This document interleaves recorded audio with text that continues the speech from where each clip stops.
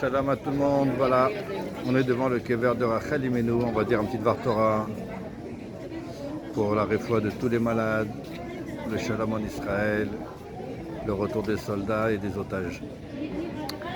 On est très bientôt à Yom Kippour et on va dire Kol Nidre. Et Kol Nidre, c'est une tefila très très particulière, c'est une tefila centrale, c'est une tefila qui touche beaucoup de monde. Alors qu'en vérité, si on regarde bien, la tefila de Kol Nidre, c'est quoi? C'est l'annulation des vœux. C'est un texte tout à fait technique qui nous permet d'annuler des vœux. Et de la même manière qu'on ne verra jamais quelqu'un qui va lire le texte de la vente du Hametz en chantant avec un air très profond et très puissant, de la même manière, c'est étonnant que Kol Nidre, on le dise avec tellement de profondeur et de force. Alors on va essayer d'expliquer en quelques instants rapidement la puissance de Kol Nidre. Kol Nidre, on annule les vœux. Pourquoi est-ce qu'on annule les vœux le jour de Yom Kippour à l'entrée de la fête?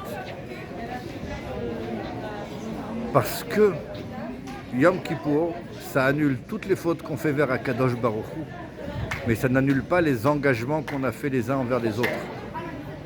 Et donc, avant de commencer à prier à Kadosh Baruch Hu pour qu'il nous pardonne, on doit d'abord effacer toutes les choses qui sont entre nos mains, tous les vœux qu'on a fait, qu'on n'a peut-être pas encore réalisés, et qu'on doit annuler pour pouvoir être ensuite tranquille et prier à Kadosh Baruch Hu pour les choses qui nous concernent vis-à-vis de Dieu.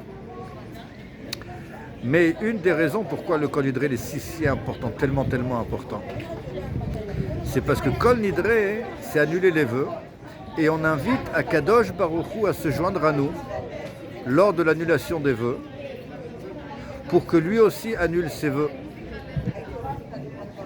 Akadosh Baruch Hu, on l'invite et on lui demande de bien vouloir se joindre à nous et d'annuler ses vœux. C'est quoi les vœux d'Akadosh Baruch Hu? C'est quoi les vœux qu'Akadosh Baruch Hu il a fait et qu'on voudrait tellement voir s'annuler? Le premier vœu, c'est quand Akadosh Baruch Hu il a dit dans sa Torah que celui qui fait une faute, il doit être puni. Alors on prie Akadosh Baruch Hu, on lui dit annule tes vœux, c'est pas grave. C'est pas grave si tu as décidé de punir et finalement tu punis pas, c'est pas grave. Le deuxième vœu qu'Akadosh Baruch Hu il a fait, c'est de n'envoyer la Géoula et Mashiach seulement quand on se comportera correctement. Alors pareil, on dit à Akadosh Baruch Hu, c'est pas grave si tu as fait un vœu, annule le vœu et tu peux envoyer Mashiach même si on n'est pas encore comme on devrait être. Une autre explication, pourquoi est-ce que Kol Nidre est tellement fort? Parce que Kol Nidre, c'est une tefila que la chanson, la mélodie qui accompagne Kol Nidre, ça a été écrit par les juifs qui s'appellent des Anousim. Anousim, c'est des juifs qui étaient obligés de se convertir extérieurement pour sauver leur vie. Évidemment, ils ne pensaient pas un seul mot de tout ce qu'ils disaient, mais ils ont été obligés de dire des mots terribles, qu'ils croyaient dans certaines choses, qu'ils acceptaient, qu'ils allaient faire telle et telle chose, de Avodah Zara, d'idolâtrie, etc. Et toute l'année, ils étaient obligés d'aller à l'église et de prier et d'écouter les sermons du curé et de faire tout ce qu'eux faisaient là-bas. Ils devaient faire la même chose qu'eux, sinon leur vie était en danger.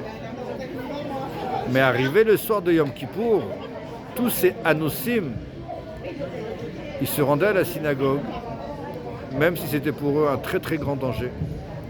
Et là-bas, ils chantaient le Kol Nidre de tout leur corps, de tout leur cœur, de toute leur âme, en pleurant du plus profond de leur cœur, que Akadosh Baruch Hu il puisse annuler tous les mots qui sont sortis de leur bouche, qui n'auraient jamais dû sortir de leur bouche.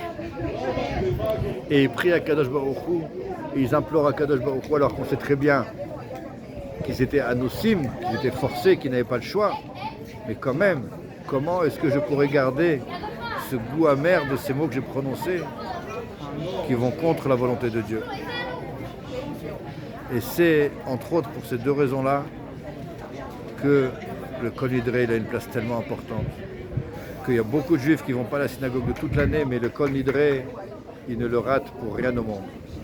Alors, Bezrat Hashem, que cette année, si Mashiach n'est pas encore arrivé, qu'on puisse dire Kol Nidre complètement différent de tous les autres Kol Nidre qu'on a dit pendant notre vie.